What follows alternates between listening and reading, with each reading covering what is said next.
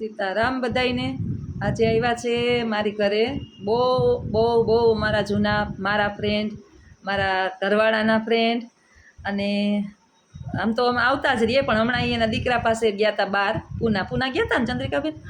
મનસુખભાઈ નામ છે કુંભાર છે પ્રજાપતિ અને પોરબંદરમાં જ રહીએ ને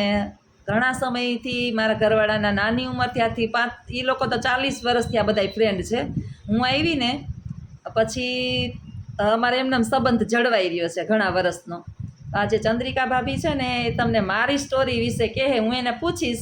અને મને જવાબ આપશે કે મારી લાઈફની બધી તમને હું ઘણી વખત મારી સ્ટોરી કહેતી હોય પણ હું કહેતી હોય મારા મોઢે આજે મને વિચાર આવ્યો કે આજ મારી લાઈફ આખી છે ને ચંદ્રિકા ભાભીએ જોઈ છે મનસુખભાઈએ એને અજીતભાઈ પાક્કામાં પાક્કા ફ્રેન્ડ છે ને અમારા મનસુખભાઈ તો એટલા મોરા છે ને કે મને જોઈને એમ કે તમે બહુ સ્ટ્રગલ કરી તમને જોઈને કે મને એમ થાય કે તમારે જેવી બેન ન હોય કે એટલે આજે મેં કીધું ચંદ્રિકા ભાભીને મનસુખભાઈને પૂછી લઉં કે અમારા પ્રેક્ષકોને પણ થોડીક મારી લાઈફ વિશે જણાવો હું મારા લગ્ન થયા ત્યારે મને કોણે તૈયાર કરી હતી ચંદ્રિકા બેને છે ને મને મહેંદી કરી દીધી હતી બ્યુટિશિયન તો નથી બ્યુટી પાર્લર તો નહોતા હલાવતા પણ આજથી 32 વર્ષ પહેલાં છે ને એવું કાંઈ બ્યુટી પાર્લરનું હતું જ નહીં જેમ તેમ મહેંદી થઈ જતી જેમ તેમ દુલ્હન તૈયાર થઈ જતી એમ મને તૈયાર કરી દીધી હતી ને આયલું અટાણે 3 વખત તૈયાર થાય બ્યુટી પાર્લરમાં 50,000નો ખર્ચો કરે ને તોય ઘર હાલતા નથી તોય ઘર તૂટી જાય અને અમારે એમને મફતમાં થઈ ગયું હતું બધું મારા ઘરવાળાના દોસ્તારની વહુ થાય એ મને તૈયાર કરવા આવ્યા હતા કારણ કે અમારા મેરેજ અહીંયા પોરબંદરમાં મારા થયા હતા અને અહીંયા અમે સામે આવ્યા હતા એ રીતના તો થોડુંક મારા જીવન વિશે જણાવવો જોઈએ આ મારા યુટ્યુબ ફેમિલીને શરૂઆતમાં આપણે હું કેવડી હતી ને હારે આવી નાનકડા હતા 15 વર્ષના હા પછી આવીને ભણ્યા ગયણા કે 10 પાસ કરીને આવી હતી હાવ નાની લાગતી ને 15-16 વર્ષના હતા પછી પરિસ્થિતિ અમારી ચંદ્રિકાબેન કેવી હતી બહુ ખરાબ હતી પરિસ્થિતિ આમ ગરીબ હતા કે આમ અમીર હતા બહુ અમીર હતા ગરીબ હતા અમારી બેન પરિસ્થિતિ હતી અમે હરખા હતા મધ્યમ વર્ગ ને કહી શકીએ જેને આપણે એમ કહેવાય ને ગરીબીની હસ્તરેખા આપણે નીચે જીવતા હોય નળિયાવાળા મકાન હતા પછી કાંઈ સુવિધા નહીં પછી ઘરની અંદર એ આર્થિક પરિસ્થિતિ એટલી બધી નબળી અને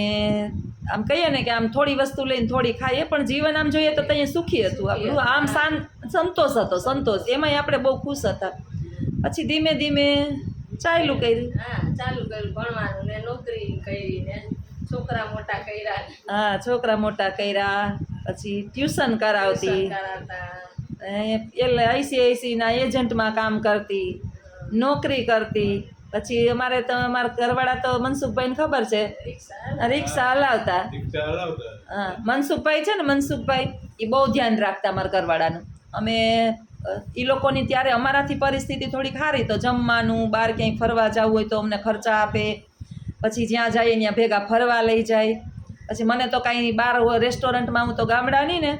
એટલે જમતાય ન આવડે કે રેસ્ટોરન્ટમાં જઈએ ને તો કેમ જમાય એમ ન કંઈ આપણે ગામડાના હું ત્યાં શાકને રોટલો ખાઈને મોટા થયા હોય કોઈ દી હોટલ પહેલી વાર જોઈ હતી આપણે પહેલી વાર પાઉંભાજી ખાવા ગયા હતા તમને યાદ હોય તો તમે લઈ ગયા હતા કે આપણે જઈએ પછી પાઉંભાજી કેમ કઈ રીતે હું ખાવું ને એ કોઈ દી ખાધી નહોતી એટલે પછી ચંદ્રિકા ભાભી ભેગું હતું એટલે વજાનમાં વાંધો નહોતો નહીંતર તો માણસ આપણી વાતું કરે કે આને તો કાંઈ એટલે કાંઈ આવડતું નથી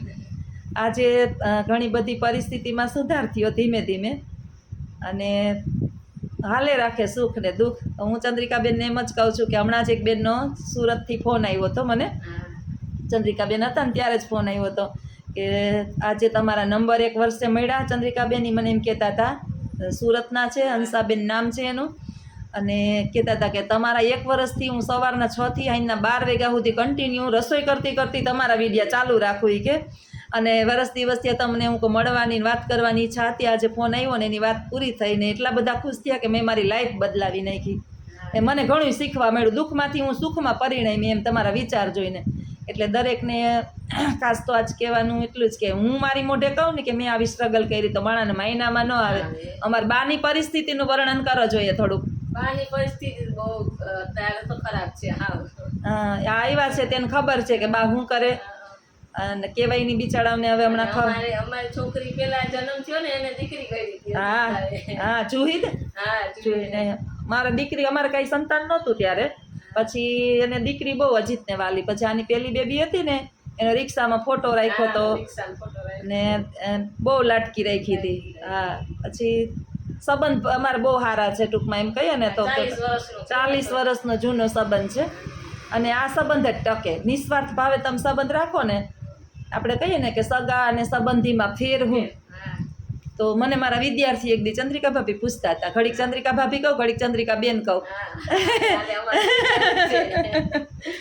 પણ તો મને એ કે મેં નવી કે બધા એમ કહેતા હોય કે હગા અને સગા ને સંબંધી તો આ બેમાં ફેર હું એટલે મેં કીધું કે તમે તમારા ઘરે છે ને પ્રસંગ કરવો તમારા ઘરે પ્રસંગ કરો તમે ઇન્વિટેશન આપો અને આવે તો ખરી મનાવી અને રિહામણા મનામણા કરીને આવે એક બાજુ મોઢું ચડાવીને બેહે અને તમારા પ્રસંગ બસ જેમ તેમ ઉકેલીને વયા જાય એ બધાય સગા સંબંધી કોણ તો કે તમારા પ્રસંગમાં તમે ઇન્વિટેશન આપો કે ન આપો ટાઈમે પહોંચી જાય તમારો શાંતિથી પ્રસંગ ઉકેલી જાય ઘટ્યું હોય તો પોતાના ખર્ચે લઈ આવે કોઈને ખબર ન પડે એમ બધું સાચવી લે આ બધાય સંબંધી તો સગા હોય ને એ લોહીના હોય અને સંબંધી હોય ને દિલમાં હોય એટલે આ અમારા સંબંધી છે હે હા જ્યોતિબેન છે ને એ બહારની સેવા કરે ને એ ખરેખર દિલથી સેવા કરે અત્યારની કોઈ છોકરીઓ આવી સેવા કોઈ કરતું નથી અમને તો અનુભવ છે અમે જાતે જોઈએ જ છીએ કે બાની સેવા બહુ કરે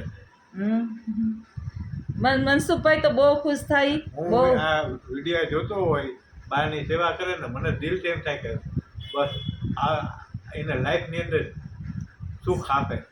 તમારા બધાયના આશીર્વાદ પડ્યા ને એટલે ભગવાનની મહેરબાની છે કે બસ બીજું તો બધું સુખ મનસુખભાઈ સમજાણું આપણે શરીરે નિરોગી રહીએ ને એ આપણું પહેલું સુખ બાકી તો રૂપિયા તો જો છે ને એક દિવસ ચપટીમાંય ન હોય ને એક દિવસ બથમાંય ન હમાતા હોય આ બધું ધન દોલત તો બધાય માણસનું શ્વાસ શું છે આપણે કહીએ ને જિંદગી શું છે જિંદગીમાં આપણે જૈનમાં ને ત્યાં આપણી પાસે શ્વાસ હતો પછી આપણે વયા જઈએ અને પછી આપણે નામ મળે ને શ્વાસ પહેલાં એ હતો ને નામ નહોતું પછી આપણે નામ મળ્યું તો શ્વાસ વયો ગયો આ વચ્ચેની જે તકરાર છે ને એ જિંદગી છે અને એ તકરાર રૂપિયાની છે માણસને ઝઘડા કજિયા કંકાસ બોલાચાલી પછી માણસને માણસ ગમતું નથી જો અત્યારે દરેક વહુને તમે જુઓ કે સ્વતંત્રતા જોઈએ કોઈને કોઈ ગમતું નથી હગાવાલા નથી ગમતા દીકરાને વહુ આપણે તો ભગવાનની દયા છે કે તમારે ને મારે તો હારા છે કાંઈ ચિંતા નથી પણ અત્યારે આપણે મારે તો વિદ્યાનો માધ્યમ જ એ છે કે મા બાપ ગલઢા થયા આપણે થવાના આપણે થઈ ગયા ને મનસુખભાઈ હે થઈ ગયા ને એને અટાણે આપણે એમ થાય કે આપણાથી કાંઈ ઝટ મારીને હવે આપણાથી કામ થાય જે આપણે તમે નમે જે પહેલાં ચંદ્રિકા ભાભી કેટલું અમારા ચંદ્રિકા ભાભી છે ને કઠણ છે બહુ મારી જેમ અને મનસુખભાઈ છે ને અજીતની જેમ મોરા છે ઢીલા તરત પડી જાય બહુ કામ કર્યા ચંદ્રિકા ભાભીએ બહુ જ મારી જેમ કામ કર્યા ને એની છોકરાઓને જો એક છોકરો એન્જિનિયર છે ને મોટો સોફ્ટવેર ને નાનો બે છોકરા એના એન્જિનિયર છે દીકરી એની હારે છે અને આજ પરિવારની અંદર શાંતિ છે ભગવાન બીજું તો આપણે શું જોઈએ આપણા સંતાન સુખી હોય આપણા કરમ તો આમનામ વયા ગયા પોણી વહી ગઈ પા રહી બસ હવે આમનામ વયા જાય તો બીજી જિંદગી આપણી પૂરી થઈ જાય મારી વહી જાય અને તમારા તો મનસુખભાઈના આશીર્વાદ તો મને આજ ફળવાના છે મનસુખભાઈ કહેતા હતા કે આ સ્પેશિયલ તમને કે આમ તો આપણે મળીએ જ છીએ કે આજે પૂના 2-3 કેટલા મહિના રોકાણા 3 મહિના પૂના રોકાઈને આવ્યા ને તો સ્પેશિયલ મને મળવા આવ્યા અને મારે કે તમને સ્પેશિયલ વિડિયા ન્યાય બેઠા બેઠા કે વિડિયા જોતો હતો ને મને બહુ હરખ થયો કે ના કે મારે અજીતની માં છે ને દુઃખી નથી જોતી કેટલી સેવા કરે મનસુખભાઈ આપણે એવડા થવાના જ છીએ અને આની તો બાની તો ભગવાનની એની પર મહેરબાની છે કે એ નિરોગી છે આપણા શરીર ઉપર શું થાય ને એ કેને ખબર પડશે જિંદગી કોઈ ઉખેરીને જોઈ આજે આપણે ધડાકા કરીએ કાલે ઉંબરો છે ને આપણા માટે ડુંગરો બની જાય આ ડુંગરો આપણા માટે ડુંગરો બની જ જવાનો છે ને આપણે જોઈએ જ છીએ ને કે પાનખર ઋતુ આવતા વાર લાગતી જ નથી હે વસંત આવે ને પછી પાનખર આવે જ આપણી વસંત વહી ગઈ પાનખર આવે પછી પાછી કોક દી જીવનની અંદર આવશે કાંઈ ખારું ને ન આવે તોય કાંઈ હવે અફસોસ નથી. છોકરા મોટા થઈ ગયા ને એને પાંખું આવી ગઈ. હા પંખીડાને શું હોય કે બચ્ચાને ત્યાં સુધી મોઢામાં દે જ્યાં સુધી ઉડી ન હગે. ઉડી હગે એટલે પછી હવનું હવ કરે. એટલે જીવન આમનામ પસાર થાય. અને આજ મને ખુશ થઈ કે ઘણા ટાઈમ પછી હું તો ક્યાંય જઈ ન થકતી. હું હમણાં એ જ કહેતી હતી ચંદ્રિકા ભાભીને કે તમે આવો ને તમને મનમાં એવું ન રાખતા કે હું નથી આવતી, પણ બહારની પરિસ્થિતિ પછી આ બે ચેનલ સંભાળવી, થોડીક આપણી નોકરી, બધું સાચવવું. ઘરનું સાચવવું અઘરું છે, અઘરું છે. ને હસ્તે મોઢે કરવું, હા હસ્તે મોઢે કરવું. હસ્તે મોઢે એ જ સાચું છે. કોઈ દી એનું મોઢું કહાણું ના હોય, ગમે એ હોય તો. એ મારા સ્ટાફમાં એમ કહે કે તમે કે સવારે આવો એ કે 4 વાગે ઉઠીને અને પછી બાનું કરીને આવો, પછી રસોઈને નાન તેન કરીને આવો ને પાછાય જઈને રસોઈ કરો, તમને કંટાળો નથી ચડતો? એ કે અમે 7 વાગે કે આવવાનું હોય ને તમે 6:30 ઉઠીએ, નાઈને સીધા ભાગીએ. મમ્મીએ રસોઈ કરી દીધી હોય, નાસ્તો બનાવી દીધો હોય, ગરમા ગરમ નાસ્તો અમે લઈને આવીએ ને જઈને પાછું તૈયાર હોય ને તોય અમે કહીએ થાકી ગયા એ 5 કલાક ઊભીને. મેં કીધું એમાં એટલો મારામાં ને તમારામાં ફેર. એટલે અત્યારે છે ને છોકરા બિચારા બહુ થાકેલા છે થાકેલા છે ને અને આપને ભગવાને મોકલા ને તો અહીંયા થોડુંક લોઢું નાખ્યું છે અંદર, એટલે થાકતા નથી. થાકતા નથી ને ભગવાન બસ આપને આવા નવા કેપેબલ બનાવી રાખે.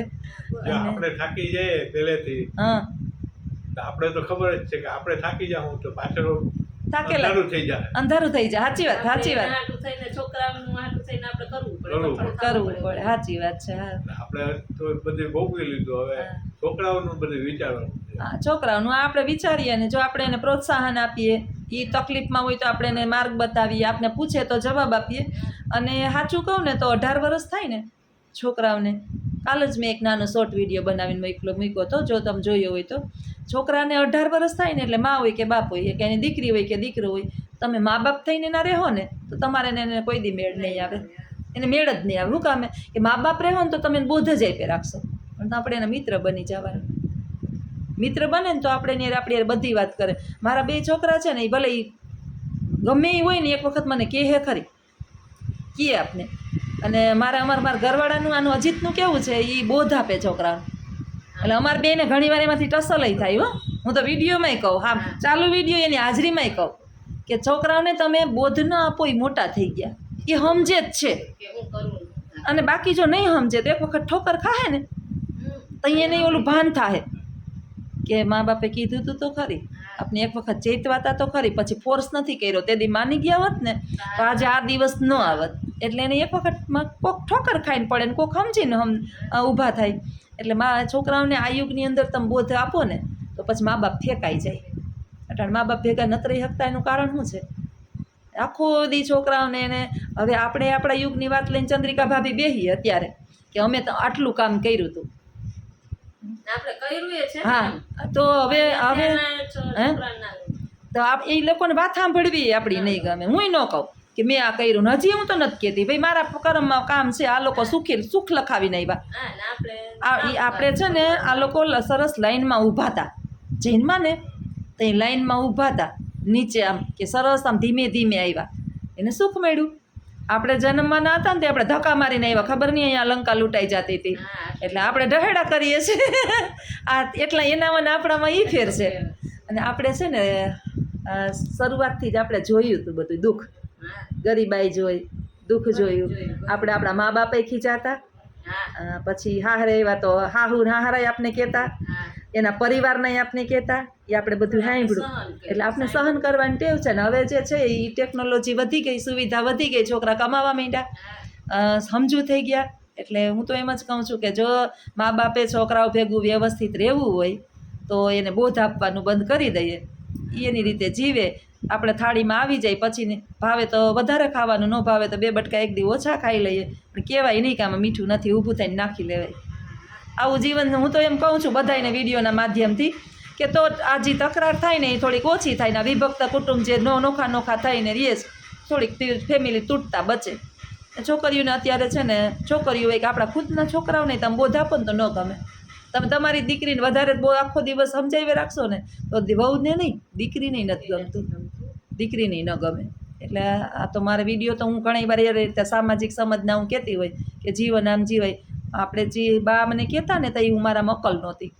હા આપણે નાની ઉંમર હોય તો એ ખબર ન હોય. ખબર નહોતી. 16 જ વર્ષની હું હોય, 16 વર્ષનામાં હું અકલ હોય એટલે મેં એનું હાંભળે જ રાખ્યું. હવે મને ટેવ પડી ગઈ. હા, અને હવે છોકરીઓ જો 20 વર્ષે 25 વર્ષે પડે હા. એટલે ઓલરેડી અકલવાળ્યું જ હોય. અકલવાળી જ હોય. હા, એટલે પાછા આપણે એમ કહીએ કે અમે તો સાંભળતા હતા. આપણે શું કરવા સાંભળતા હતા કે આપણામાં અકલ નહોતી. હવે એના બધાયમાં અક્કલ હોય, હા, ભણેલી અત્યારે ભણેલ ગણેલ હોય, પોતે ખુદ મેચ્યોર થઈને આવી હોય, અને હવે આપણે એને કહીએ કે ના ના આમ, એટલે એને ખબર પડતી જ હોય. એટલે આપણે તો હું એટલે એની જગ્યાએ એ સાચા છે. આપણે કહીએ ને કે એનો વાંક છે, વાંક નથી. એ મેં મોટા થઈને આવ્યા, આપણે નાના નાના હતા પેલા તો નાના પરણાવી દેતા. એટલે જીવન છે ને આવું છે, અને આ જ જીવનની સત્યતા છે. તો આજે